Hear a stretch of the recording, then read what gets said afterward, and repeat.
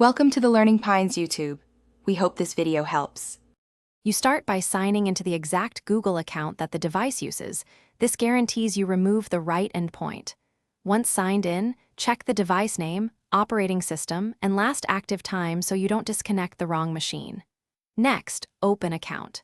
Google.com, go to Security and scroll to your devices. Make sure the device you want to remove is visible. If it's a computer running backup and sync, also note whether it appears under Drive's computers.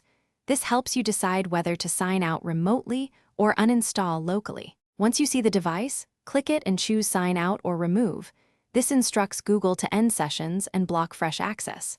After that, open Security right arrow third-party apps with account access and revoke any backup and sync or Drive app tokens tied to that machine so it cannot re-authenticate.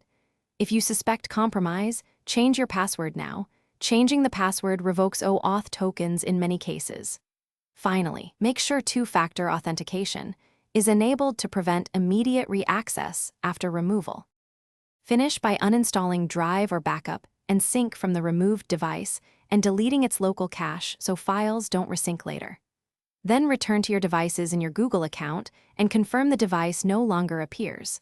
Sometimes the list updates slowly, so allow up to 24 hours.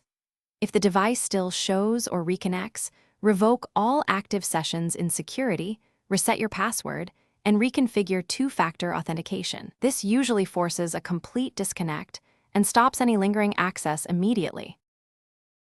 Thanks for watching. Consider subscribing if we helped you.